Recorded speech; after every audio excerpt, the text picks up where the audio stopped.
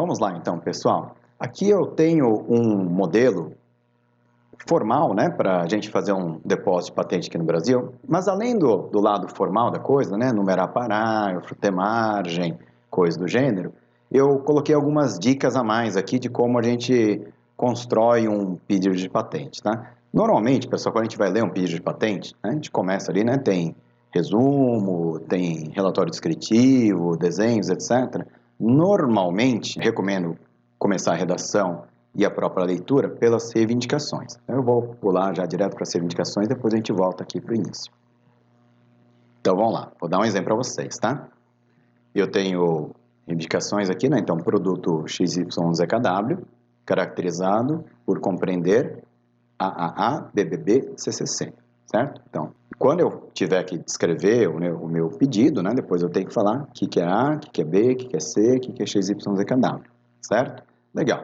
Aqui eu tenho alguns exemplos, né, do tipo AA, BBB, CCC, eu tenho algumas variações que podem ser de A, de B e de C, e eu posso ter até, adicionalmente, por exemplo, ali um DDD, que eventualmente pode resolver um problema técnico adicional ali para mim também, tá bom? Legal. Além de ter uma patente de produto, eu também posso ter uma patente de produto e de método ou de processo também.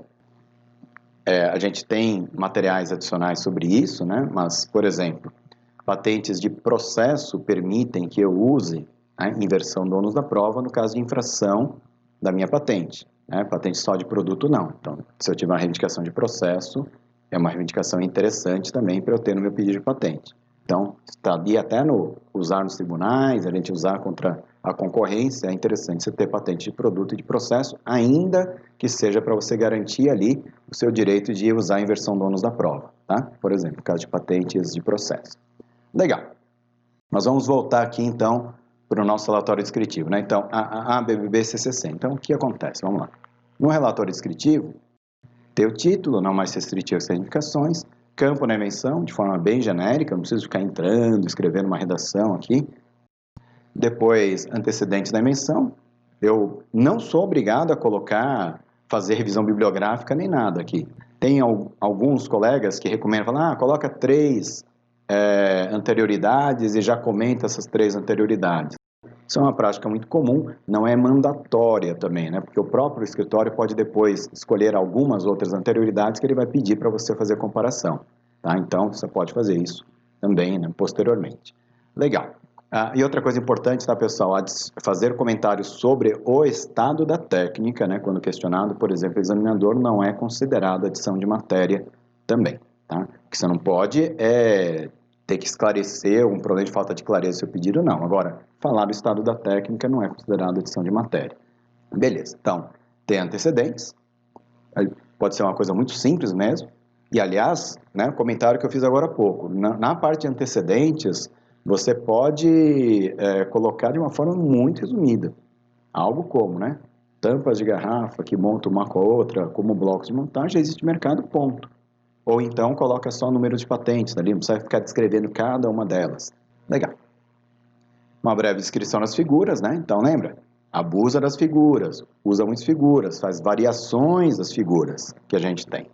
Então, configurações opcionais de A, de B e de C e assim por diante. E na descrição da invenção, a gente usa as reivindicações como se fosse um checklist, né? Então, o que é A? Não era assim? Produto XYZKW, caracterizar, compreender AAA, BBB, CCC. O que é A? O que é BBB? O que é CCC? Então, usa as reivindicações. Reivindicação dependente, tinha um DDD. O que é o DDD? Resolve algum problema técnico adicional, né? Então, numa configuração adicional, pode ter um DDD também, que resolve um problema técnico adicional de mais alguma coisa. Aqui nesse texto, né, tem uma série de dicas para vocês darem uma olhada, tá? Legal.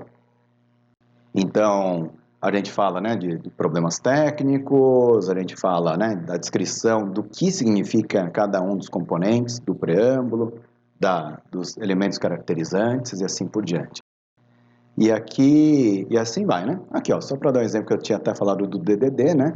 A adição do componente opcional DDD pode ser útil para adicionar o problema técnico adicional ou subir o problema técnico adicional de seja lá o que for. Ok? E a gente segue mais ou menos essa lógica. Vocês pegarem várias patentes de grandes empresas, pessoal, vocês vão ver que a lógica não é muito diferente dessa. Lembra, né? Sempre leia patentes de grandes empresas e entende por que, que elas foram feitas desse jeito. E você fala, olha, realmente, em 3 páginas você conseguiu condensar muita coisa ali. Perfeito. Segue essa lógica, pessoal, tá bom? Aí tem a parte, bom, as reivindicações a gente já viu. Reivindicações, normalmente a gente não vai passar muito de 10 aqui, e procurar fazer reivindicações dependentes que sejam realmente relevantes. Talvez aqui eu poderia até ter cortado um pouco do A, B e C, ser selecionado de alguns determinados grupos aqui, porque eu poderia ter tudo isso já embasado no meu relatório descritivo também. E, eventualmente, se eu precisar fazer uma especificação de A e dentro daqueles conjuntos de A ter um subconjunto que pode ser um conjunto interessante para mim, eu poderia ter colocado tudo isso no relatório descritivo. Num caso, né, de precisar estreitar as minhas reivindicações, aí eu recupero lá no relatório descritivo, ó, conforme o parágrafo número 42, eu vou fazer uma restrição aqui na minha reivindicação número 1, que passa a ter a seguinte redação. Aí você incorpora aquele elemento caracterizante a mais também, tá bom? Os desenhos, né? Resumo, no Brasil, né? Ele começa pelo título, que é igual ao título do relatório descritivo, e normalmente o que é muito comum de fazer, pessoal, em resumo e na descrição inicial da invenção, faz quase que um copy-paste da reivindicação principal.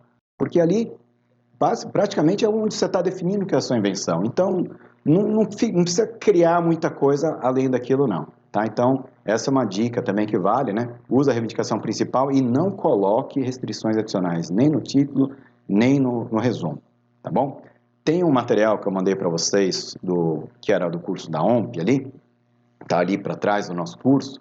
Dá uma olhadinha, ele tem uma série de dicas também, né? De como não errar na terminologia e assim por diante. Tá bom? Legal. E os desenhos, né? Normalmente são figuras em preto e branco, com linha contínua, sem texto explicativo, somente com indicação de numeração, coisa do gênero, tá? Em algumas situações, sim, são aceitos, por exemplo, espectros, tal, coisa do gênero, mas o mais comum que a gente tem é trabalhar com figuras preto e branco puro, linhas grossas, traços contínuos e numeração. Não precisa ser desenho técnico, pode ser feito até à mão. E tem indicações de como fazer desenhos, por exemplo, nos próprios guias do NPI, vários outros guias. Tem vários livros, inclusive, que eu já indiquei para vocês, também que falam sobre como fazer desenhos. E melhor que além do livro, além do guia, veja na área de vocês como grandes empresas têm feito, e normalmente, e com patentes concedidas, né? Porque normalmente você tem uma chance menor de errar nesse ponto, tá bom? Legal, pessoal. Com isso daqui a gente vai fechando aqui o nosso bloco de especificações, tá? É um bloco muito importante do nosso curso e que provavelmente, né? Aliás, provavelmente não. Ao final, mais para frente do curso, a gente vai pegar um exemplo até de uma invenção mesmo, né? Você sabe que eu também sou inventor. E a gente vai contar um pouco da história dessa invenção e vocês vão ver como que grande parte disso que a gente conversou, né, ao longo do nosso Project Model Canvas, para a construção de patentes, foi aplicado a um caso concreto, tá bom? Nos vemos em breve, então. Agora a gente já está partindo para a nossa terceira coluna, né? A coluna ali do quem, né? Stakeholders externos, depois os quem internos, né? Equipe interna e fatores externos, tá? Nos vemos em breve aqui num próximo vídeo.